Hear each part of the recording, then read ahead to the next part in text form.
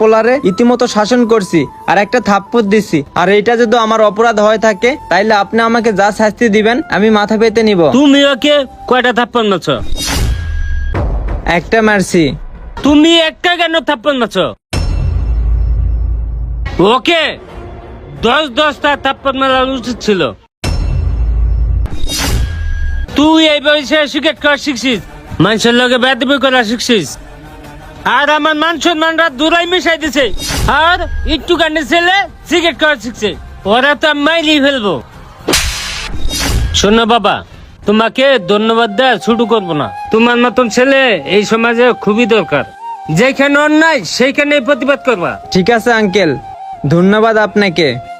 এই চল বাসায় আয় আগে, তোর খবর আছে।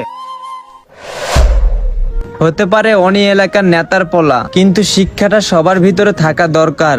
এই বয়সে